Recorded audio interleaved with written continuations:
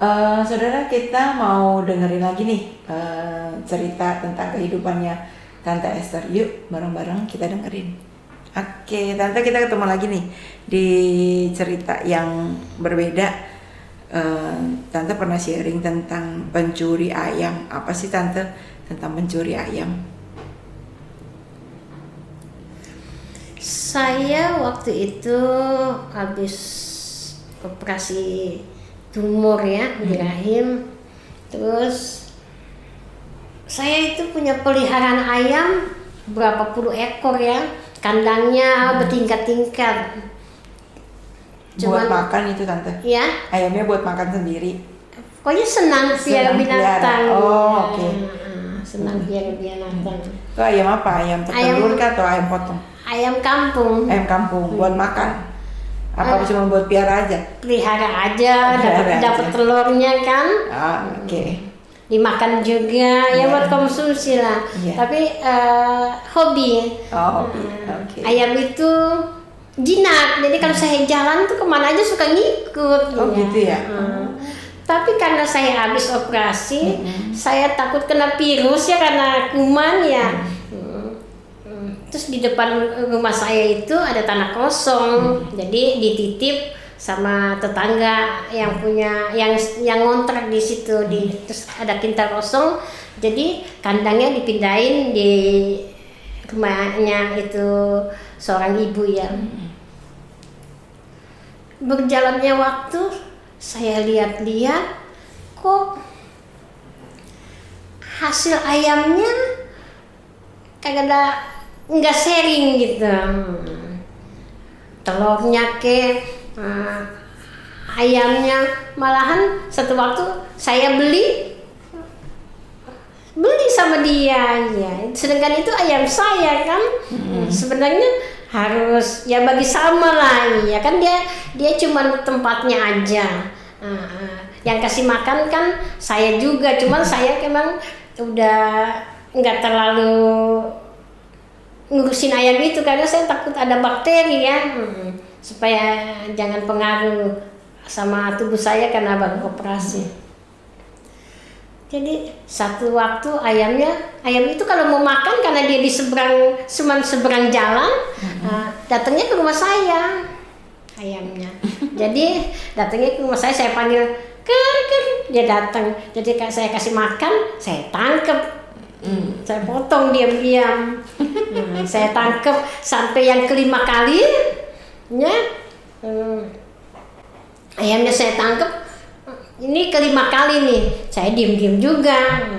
Saya pikir ayam-ayam saya kok, iya yang kasih makan saya di rumah saya ditangkapnya juga bukan di jalan, di rumah saya karena ayamnya jinak. Iya, ayamnya jinak.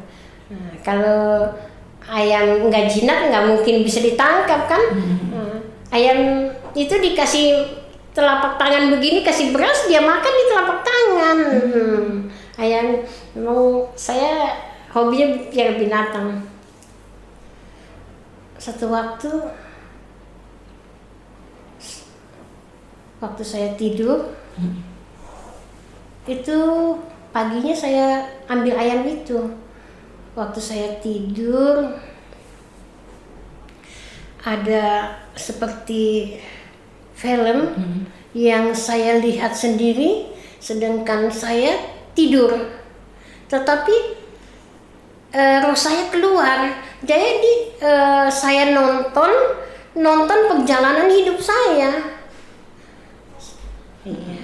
Jadi kayak di dalam roh begitu, saya lihat apa yang saya kerjakan. Iya. Ya, dengan dinding 3x3 ya di kamar. Terus Tuhan kasih bawa saya di satu tempat. Awalnya perjalanan pelayanan kami diperlihatkan sama Tuhan. Di tengah perjalanan suami saya udah tidak bersama saya lagi jalan. Iya. Pokoknya udah nggak bersama. Jadi saya tetap berjalan sendiri. Pada satu tempat, dibawa ke satu tempat, saya tanya, Tuhan, ini tempat apa? ini tempat orang mati. Tuhan bilang begitu sama saya. Oh, ini tempat orang mati. Karena Tuhan bilang ini tempat orang mati, Tuhan bilang gini, sebenarnya kamu juga udah di sini. Karena Tuhan udah bilang sebenarnya juga kamu udah di sini, saya takut kan? Dengan rasa takut saya lari. Saya tinggalkan tempat itu. Memang saya lihat ya, ada orang yang keluar masuk di bangunan rumah itu ya. Karena memang tempatnya tempat orang yang sudah meninggal, tapi dia tidak seperti dikubur ya, tapi dia memang seperti orang yang hidup, dia berjalan karena ditampung ya. Karena ditampung. Terus karena Tuhan bilang sebenarnya kamu sudah di tempat ini, sebenarnya kamu sudah mati, bukan di tempat ini, sebenarnya kamu udah mati. Karena saya takutnya, saya lari. Saya mau lari itu, mau keluar daripada areal tempat itu. Karena saya bukan di dunia waktu itu. Pas saya lari, saya dapat pos yang dijaga. Ya. Saya tidak lihat penjaganya, tapi dijaga, saya nggak boleh keluar ke lokasi. Berarti saya memang di dunia orang mati, ya. Saya mau keluar itu, saya mau ke dunia orang yang hidup. Dilarang, saya nggak boleh. Saya bilang enggak. Saya teriak, saya berpaksa, saya mau pulang dulu. Yang diucapkan sama saya mau pulang dulu, saya mau bertobat. Saya bangun. Berarti saya belum bertobat dong sampai saat itu. Iya, udah banyak berbuat baik, berbakti, banyaklah hal-hal yang buat Tuhan, tapi ternyata nggak bertobat. Kenapa? Karena dari teriakan saya sendiri, saya mau pulang dulu, mau bertobat nih. Berarti saya mau pulang ke dunianya saya ya. Waktu Tuhan tunjukkan bahwa saya sudah di tempat ini, saya sudah mati ya, sudah sudah meninggal lah. Terus saya tanya sama Tuhan, kenapa? Tuhan bilang, iyalah. Tuhan bilang, kenapa kamu teriak mau bertobat? Memang kamu belum bertobat. Dalam hal apa Tuhan? Saya orangnya suka berdiskusi sama Tuhan ya. Tahu itu Roh Kudus atau bagaimana? Saya juga nggak mengerti caranya Tuhan. Saya berdiskusi sama Tuhan, bercerita dengan cara apa saya belum bertobat kan? Banyak hal yang saya buat kok, banyak hal yang untuk saya lakukan menyenangkan Tuhan, banyak hal yang saya buat untuk Tuhan, kok saya belum bertobat? Memang ayam kamu punya, tapi cara kamu mengambil ayam itu, kamu sudah mencuri. Namanya orang mencuri ya berarti belum bertobat ya. Iya, karena dia udah ambil barang yang sudah disuruh jaga orang dan ambilnya secara diam-diam. Bagi saya benar, karena itu ayam saya ambil juga, saya tangkap ayam itu di rumah saya. Ya, bagi pemikiran saya sudah benar, tapi bagi Tuhan salah. Jadi saya menyadari hidup ini benar-benar harus dari hati. Ya.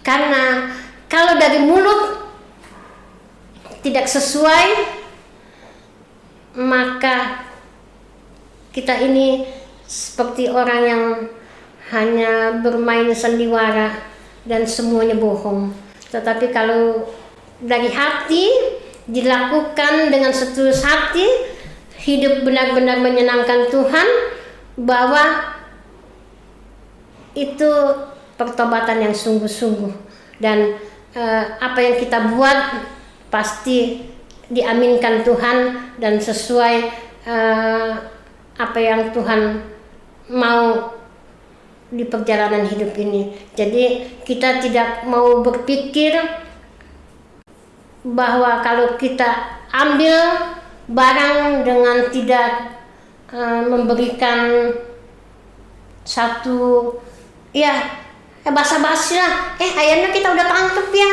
kan baik, tapi saya ambil diam-diam, berarti saya orang yang belum bertobat. Cuman perbuatannya seakan-akan bertobat, berbuat baik, tetapi perjalanan yang sesungguhnya di hati yang paling dalam penuh dengan segala kelicikan. Tuhan gak mau. Tuhan mau dari hati yang tulus, bahwa kita lakukan itu dengan segenap hati, supaya apa yang kita buat, kita tidak mencuri, ya, walaupun kita punya, tetapi ada caranya, ya. Seperti mungkin perpuluhan juga, ya. Tuhan bilang dengan kamu sudah mencuri milik Tuhan, dengan apakah? Dengan perpuluhan. Jadi itu juga, walaupun ayam kita, kalau kita ambilnya caranya salah, berarti kita mencuri. Nah, Tuhan begitu baik buat saya. Tuhan terlalu baik buat saya. Tuhan ingatkan bahwa kamu ini sebenarnya udah di tempat orang mati. Jadi kamu harus menyadari, ya. Itu hati saya. Kenapa? Karena dengan peristiwa yang sudah terjadi dengan ayam, saya diingatkan kembali bahwa saya ini masih belum bertobat. Saya berterima kasih sama Tuhan, saya boleh sharing sore hari ini dengan Ibu Lisa. Saya boleh bercerita sesuatu yang dari Tuhan, karena saya suruh bercerita, ya. Sebenarnya Tuhan tunjuk seorang bapak, yaitu Bapak Sugi, untuk saya bercerita. Kenapa Tuhan pilih Bapak Sugi? Saya juga tidak mengerti. Sampai saat ini rencana Tuhan itu tidak dapat saya pikirkan, sehingga Bapak Sugi disebut untuk saya bercerita, tetapi Tuhan punya rencana lain. Saya boleh dipertemukan dengan Ibu Lisa. Mungkin Tuhan mewakilinya untuk saya bercerita, bersaksi betapa Tuhan itu baik. Tuhan punya rencana dalam perjalanan hidup ini ke depan untuk lebih baik, supaya lewat pribadi saya nama Tuhan selalu dipermuliakan. Amin. Saudara, kelihatannya hal sepele, tapi di hadapan Tuhan jangan main-main. Urusan ayam sendiri, motong-motong sendiri, tapi ternyata hitungannya di hadapan Tuhan itu salah. Itu sesuatu pelajaran yang sangat penting buat kita semua. Oke, sampai ketemu di kesaksian Tante Esther. Tuhan Yesus berkati.